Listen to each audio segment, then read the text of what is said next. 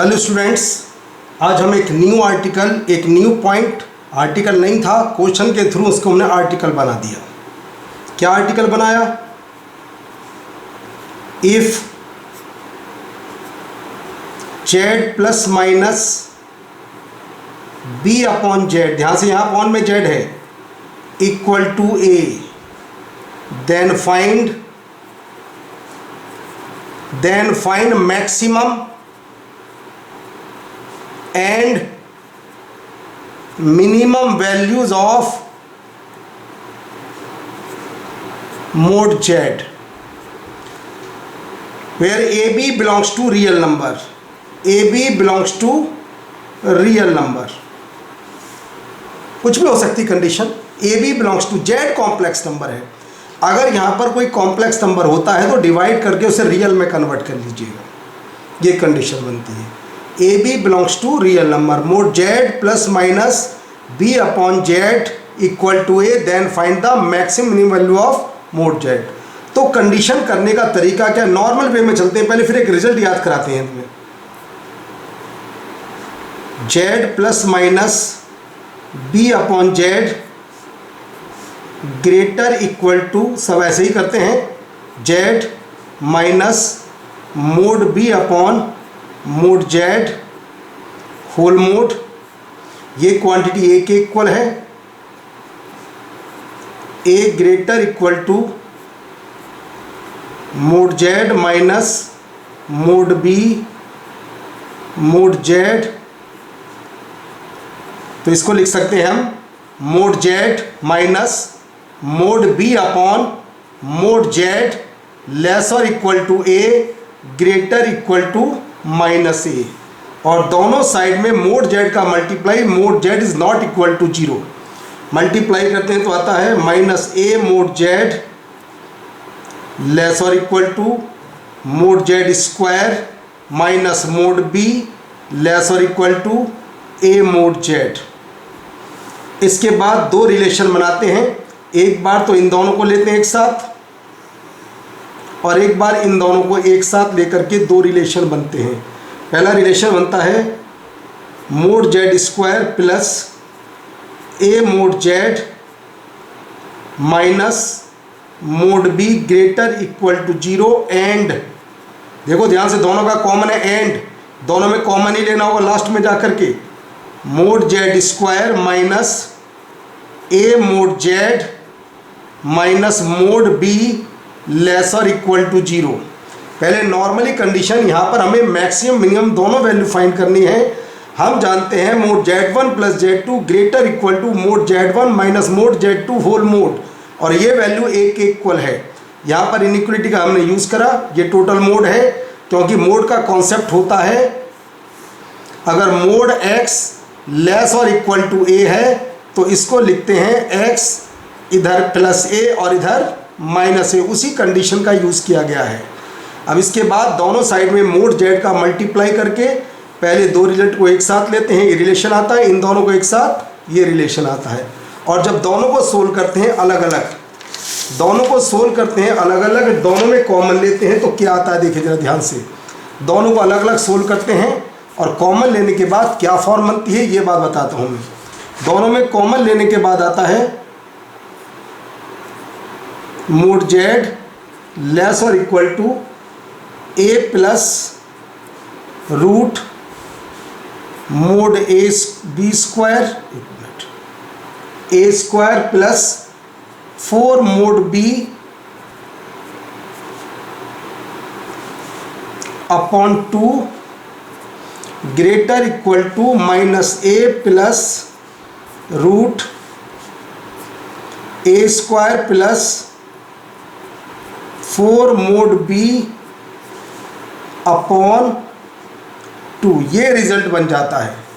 दोनों में कॉमन लेने के बाद मोड जेड लेस और equal to A plus root A square plus 4 mod B upon 2 minus A plus root A square plus 4 mod B by 2।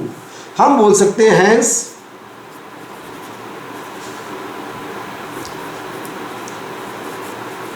Greatest and least values of mod Z are A plus root A square plus 4 mod B upon 2 and minus A plus root A square plus 4 mod B upon 2 respectively. तो ये value बन जाती हैं। Prove करने में exam में इतना time नहीं होता, जेईई मेन के अंदर टाइम कम होता है, ज़्यादा से ज़्यादा क्वेश्चन करने चाहिए। ज़्यादा क्वेश्चन करने के लिए कुछ हमें फॉर्मूले को रिजल्ट हमें याद होने चाहिए। अगर रिजल्ट याद होगा तो पेपर जल्दी से हो जाए। अगर 5 क्वेश्चन में हमने जल्दी किए तो समझ लिया रैंक बहुत अच्छी आने वाली है। इसलिए ये रिजल्ट याद कर लीजिए, फ़ायदा करेगा। अब मैं इस रिजल्ट के यूज़ या कोई रिजल्ट नहीं करता तो जैसे मैंने डेरिवेशन बताया वैसे कर लीजिए, कोई इफेक्ट नहीं पड़ेगा बिल्कुल भी। दोनों बातें बिल्कुल सही हैं पेपर के लिए। इसके ऊपर एक क्वेश्चन है, क्वेश्चन नंबर 16। ये क्वेश्चन आया जेईई मेन 2009 में। जरा ध्यान से देखिए, मैं फॉर्मूले के थ्रू डायरेक्ट करता हूँ क्वेश्चन। कंपेयर करने के बाद बताना है तुम्हें यहाँ पर बी कितना है। देखिए ध्यान से, बी है यहाँ पर, वहाँ प्लस माइनस बी लिखा था, तुम्हारा मन है चाहे तो -4 लिख दीजिए 4, क्योंकि मोड लगाना है मुझे बात में। ये 4, ए की वैल्यू 2, और एक बात ध्यान रखना, यहाँ पर भी जेड के साथ 1 है और यहाँ पर भी जेड के साथ 1। अगर 1 नहीं है 2 है तो डिवाइड कर देना उससे पहले, कुछ भी करना, मतलब जेड दोनों में अकेला होना चाहिए, इसके साथ भी 1 और इसके साथ भी 1 होना चाहिए। अब आता है मैक्सिमम वैल्यू क्या होगी मोड जेड की, तो लिखेंगे maximum value of mod z. केवल फॉर्मूला, कुछ नहीं करना, a plus root A square plus 4 mod B upon 2। अगर तुम्हें याद नहीं करना तो जैसे मैंने डेरिवेशन कर लेना एग्जाम में, तुम्हारे अपने मन की बात है। 4 + 16 अपॉन 2 तो आता है 1 + √5। तो इसका करेक्ट आंसर आता है बी। बी इसका करेक्ट है, maximum value of mod Z. Direct फॉर्मूले वैल्यू रख करके आंसर निकाल सकते हो। अगर फॉर्मूला यूज़ नहीं करना चाहते तो जैसे मैंने डेरिवेशन किया वैसे कर लीजिए। इसके बाद एक एग्जांपल देते हैं इसी पॉइंट के ऊपर depend. If mod Z greater equal to 3 then determine the least value of. इसकी लीस्ट वैल्यू क्या होगी। पहले मैं नॉर्मल बेसिक जैसे मैंने डेरिवेशन वैसे करके दिखा देता हूँ एक बार, उसके बाद फिर डायरेक्ट कॉन्सेप्ट से भी करके दिखाता हूँ। देखिए, mod Z plus 1 upon Z greater equal to mod Z minus 1 upon mod Z का होल मोड। अब एक बात यहाँ पर आ जाते हैं, मेरे पास मोड जेड की वैल्यू है mod Z greater equal to 3, तो बताइए 1 अपॉन मोड जेड होगा लेसर इक्वल टू 1/3। और अगर माइनस का मल्टीप्लाई करते हैं 1 अपॉन मोड जेड होगा ग्रेटर इक्वल टू -1/3। तो पॉइंट आ जाता है, बताइए mod Z minus 1 upon mod Z greater equal to, दोनों को ऐड कर देता हूँ 3 - 1/3। तो रिजल्ट आ जाता है 3 - 1/3, यह आ जाता है, देखिए ध्यान से 8/3 आता है। तो पता चल जाता है therefore mod Z minus 1 upon mod Z greater equal to 8/3। इस पर चाहे मोड लगाइए या मोड मत लगाइए, ये कंडीशन आती है ग्रेटर इक्वल टू 8/3। तो पता चल जाता है मिनिमम वैल्यू कितनी है। तो minimum value of Z plus 1 upon Z is equal to 8/3। ये है इसकी मिनिमम वैल्यू। मैंने जैसे डेरिवेशन किया था वैसे करके दिखाया मैंने एक बार कि ऐसे कर सकते हो, वरना तुम डायरेक्ट जो मैंने रिजल्ट याद कराया था उसका भी यूज़ कर सकते हो। उसका यूज़ कैसे करेंगे, बात को जरा ध्यान से देखना। Let Z plus 1 upon Z, याद करिए फॉर्मूले के अंदर ये ए के इक्वल था और ए होता है ऑलवेज पॉजिटिव, ए कभी नेगेटिव नहीं होगा, ए हमेशा पॉजिटिव। अगर ए की वैल्यू नेगेटिव आ जाए तो उसे नेगलेक्ट कर देना। दूसरी बात यहाँ लिखा है मिनिमम वैल्यू ऑफ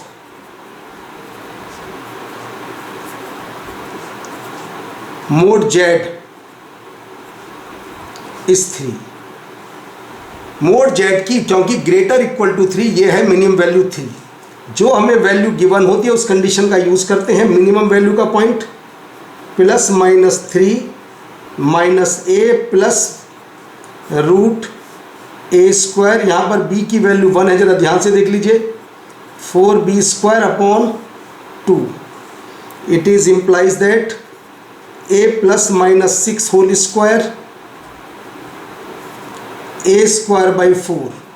सोल्व करते हैं तो आता है plus minus 12a is equal to minus 32। a की वैल्यू लेंगे पॉजिटिव तो आती है 8/3। ये लीजिए फाइनल वैल्यू, ये इसका जवाब है। तो जैसे तुम्हारा मन चाहे वैसे कर सकते हो। मैंने रिजल्ट के थ्रू भी करके दिखाया और इस कंडीशन के थ्रू भी करके दिखाया। अगर तुम फॉर्मूले को डेरिवेशन के हिसाब से करते हो तो ऐसे कर लीजिए, और वरना जो मैंने फॉर्मूला डायरेक्ट प्रूव करके बताया उससे भी कर सकते हो डायरेक्ट। जो चीज़ हमें गिवन होती है उसे हमेशा प्लस माइनस, चाहे कोऑर्डिनेट कोई भी सब्जेक्ट हो, प्लस माइनस बाद में उसकी स्टडी की जाती है। अगला पॉइंट आता है इसके अंदर, कॉम्प्लेक्स इक्वेशन को सोल्व कैसे करते हैं। सॉल्यूशन ऑफ कॉम्प्लेक्स इक्वेशन को सोल्व कैसे करते हैं। सीधा सिंपल सा तरीका होता है कॉम्प्लेक्स इक्वेशन को सोल्व करने के लिए। सबसे पहले z को x plus iota Y put कर दीजिए, उसके बाद दोनों साइड में इक्वेट कीजिए रियल और इमेजिनरी पार्ट को, और फाइंड कर लीजिए x एंड y की वैल्यू। बस x एंड y की वैल्यू z के अंदर पुट कर दीजिए, ये होगा कॉम्प्लेक्स इक्वेशन का सॉल्यूशन। तो ये है कॉम्प्लेक्स इक्वेशन का सॉल्यूशन निकालने का एक तरीका। तो चलिए, गिवन इक्वेशन के अंदर z को हम पुट कर रहे हैं x plus iota Y. Given equation के अंदर z को पुट कर रहे हैं x plus iota Y.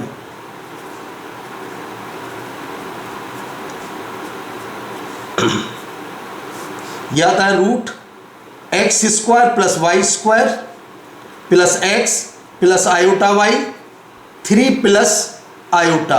Real और इमेजिनरी पार्ट को कंपेयर कर देते हैं। जब रियल को कंपेयर करते हैं तो X square plus Y square plus X is equal to 3 and real imaginary part है y इज इक्वल टू 1। अब मुझे x की वैल्यू चाहिए, y की वैल्यू तो मेरे पास आ चुकी। अब y की वैल्यू पुट कर देते हैं तो x की वैल्यू फाइंड करेंगे। y की वैल्यू 1 रख देते हैं तो x स्क्वायर प्लस 1, x को शिफ्ट कीजिए राइट हैंड साइड में और बस दोनों साइड का स्क्वायर कीजिए। X square plus 1 9 plus x square minus 6x। Solve करते हैं तो आता है 6x इज इक्वल टू 8।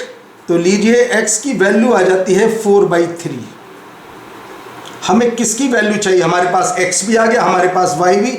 हमें तो जी मोड z चाहिए, कुछ नहीं, मोड z है root X square plus Y square. यह है जे मेन 19 का क्वेश्चन। देख लीजिए कितना बेसिक क्वेश्चन है। 16/9 प्लस 1, तो फाइनल आंसर आता है 5/3। तो ऐसा आंसर है हमारे क्वेश्चन के अंदर। ये B option is correct answer. यह है जे मेन 2019 का क्वेश्चन। कॉम्प्लेक्स इक्वेशन को सोल्व करने के तरीके में कुछ नहीं होता, बस z को x plus iota Y put करना है। उसके बाद दोनों साइड में रियल और इमेजिनरी पार्ट को कंपेयर करना है, कंपेयर करके x y निकालना है, और जब x और y है दोनों को z के अंदर पुट कर देना है। तो solution z is equal to x plus iota Y.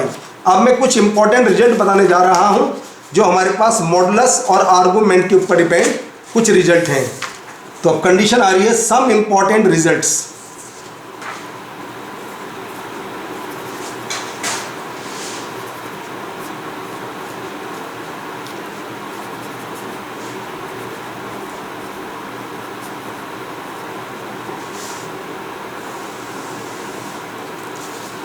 पहला रिजल्ट क्या है जी?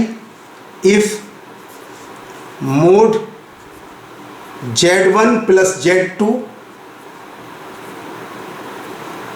Is equal to mod z1 plus mod z2, अगर ये इसके इक्वल है तो रिजल्ट होता है डायरेक्ट, यूज करिएगा argument z1 is equal to argument z2। Argument z1 is equal to argument z2। पहला रिजल्ट ये बनता है। अगर मोड सोल्व करेंगे तो बहुत टाइम वेस्ट होगा। मैंने सिंप्लीफाई करने के बाद डायरेक्ट रिजल्ट बता दिया, इसको यूज़ कर लीजिए। दूसरा result, if mod Z1 plus Z2 is equal to mod Z1 minus mod Z2, अगर यहाँ पर प्लस के स्थान पर माइनस का साइन तो आता है argument Z1 minus argument Z2, ये होता है पाई के इक्वल। अब थर्ड रिजल्ट आता है, 4 रिजल्ट टोटल हैं जिनका बहुत ज़्यादा यूज़ होगा। Mod Z1 plus Z2 is equal to mod Z1 minus Z2। अगर ऐसा आ जाए, एक साइड में प्लस और एक साइड में टोटल माइनस, तो लिखते हैं argument Z1 minus argument Z2 is equal to plus minus pi by 2 और Z1 bar Z2 and Z1 upon Z2 are purely imaginary.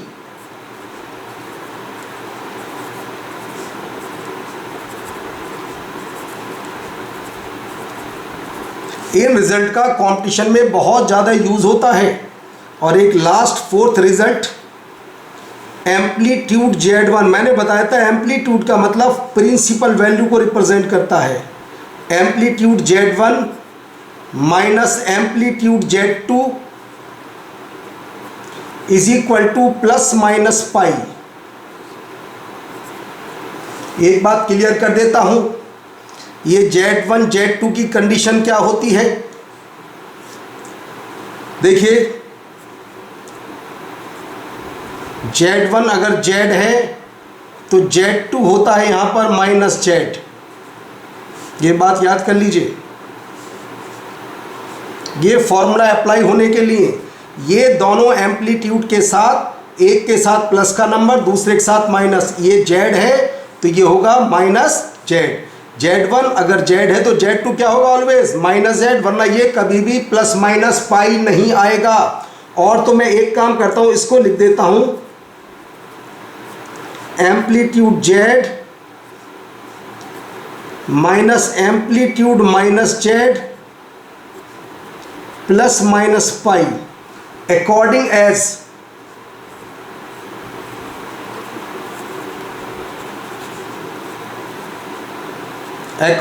क्या, एम्पलीट्यूड Z पॉजिटिव और नेगेटिव।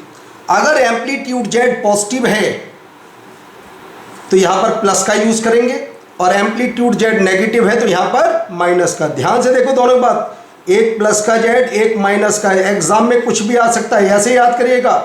दोनों का मॉडुलस आपस में इक्वल होगा, दोनों के बीच में माइनस का साइन होना चाहिए और दोनों का सम 0 होना चाहिए। 3 बातें याद करिए, दुनिया का कोई भी क्वेश्चन कभी नहीं बचेगा। पहली बात, दोनों एम्पलीट्यूड के बीच में माइनस का साइन, एक इन दोनों का मॉडुलस आपस में इक्वल होना चाहिए और दोनों का सम 0 होना चाहिए। इसी कंडीशन के ऊपर एक क्वेश्चन आता है, if Z1 Z2 are two non-zero complex numbers such that mod Z1 plus Z2 is equal to mod Z1 plus mod Z2, then argument Z1 minus argument Z2 is equal to, कुछ नहीं करना, important number 1 पर आ जाइए। बताइए 1 से argument Z1 किसके equal होता है, argument Z2। Argument Z1 argument Z2 के इक्वल, हम बोलेंगे आर्गुमेंट Z1। रिजल्ट याद है तो फायदा होगा, वरना टाइम ज़्यादा वेस्ट होगा एग्जाम में, ध्यान रखना। आर्गुमेंट Z2 तो हम बोल देते हैं argument Z1 minus argument Z2, ये लीजिए 0 आंसर है, इसका आंसर आ जाता है बी। अगर रिजल्ट याद है तो आंसर में कुछ नहीं, क्योंकि यह आंसर था जेईई मेन 2005 का क्वेश्चन है। ये था क्वेश्चन नंबर 18। अब आता है क्वेश्चन नंबर 19। जरा ध्यान से देखिए, यहाँ पर भी मोड टोटल है, जैसा हमने बात बताई थी थोड़ी देर पहले भी। इंपॉर्टेंट रिजल्ट नंबर 1 की बात बताई थी। तो देखो इसे मैं कैसे लिखता हूँ, Z1 स्क्वायर प्लस इसे -1 लिख देता हूँ।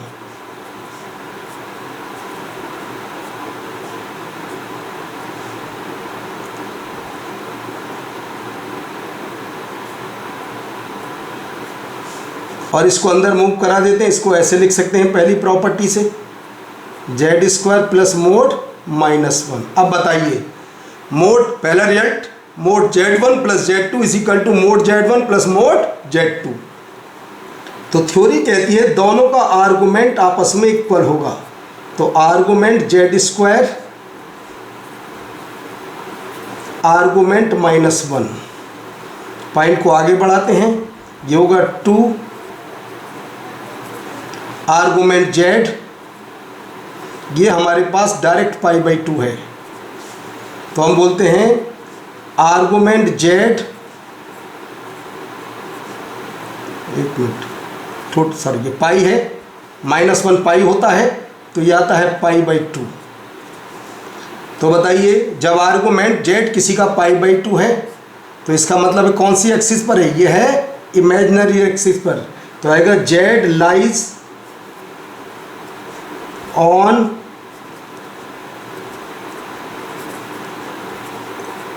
Imaginary axis, Z lies on imaginary axis. इसका जवाब होगा Z कहाँ पर लाई करेगा, इमेजिनरी एक्सिस पर। अब एक एग्जांपल नंबर 2 और देख लेते हैं, जो इंपॉर्टेंट रिजल्ट के अंदर 4th रिजल्ट था उसकी बात। Z and W be 2 non zero complex number.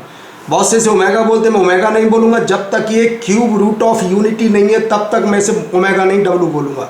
Let Z and W be two non-zero complex numbers such that mode Z is equal to mode W, amplitude Z plus amplitude W is equal to pi, then find the relation between Z and W। पहली बात, जो amplitude की theory थी, तो एक condition पहले, इन दोनों के बीच में माइनस का साइन, और माइनस के साइन की तुम्हें थ्योरी याद होगा, W bar is equal to pi. याद करो एक फॉर्मूला लिखवाया था मैंने, argument Z bar minus argument Z। अगर तुम्हारे पास एम्पलीट्यूड कहे तो एम्पलीट्यूड में लगा दो, आर्गुमेंट कहे तो आर्गुमेंट में अप्लाई कर दीजिए। दूसरी बात मैंने बताई थी, दोनों का मोड आपस में इक्वल होना चाहिए। देख लेते हैं मोड इक्वल है नहीं। Z मोड W बार, मोड W बार हम जानते हैं मोड W होता है, बिल्कुल सही, गिवन है mod Z is equal to mod W। दूसरा वाला कॉन्सेप्ट भी पास, हैंस तो दोनों का सम हमेशा 0 के इक्वल होगा। तो लीजिए ये आ जाता है फाइनल रिजल्ट, दोनों के बीच में क्या रिलेशन है। बीच में दोनों के माइनस होना चाहिए और दोनों का मोड आपस में इक्वल होना चाहिए। तीसरी कंडीशन, दोनों का सम 0 के इक्वल होना चाहिए। तीनों अप्रोच अप्लाई करने के बाद ये हमारे क्वेश्चन का फाइनल जवाब हो जाता है। तो ये था जी आज का लेक्चर। नेक्स्ट क्लास में एक लेक्चर और बचा, 6 लेक्चर हैं टोटल कॉम्प्लेक्स नंबर के ऊपर डिपेंड, एक लेक्चर अगली क्लास में होगा।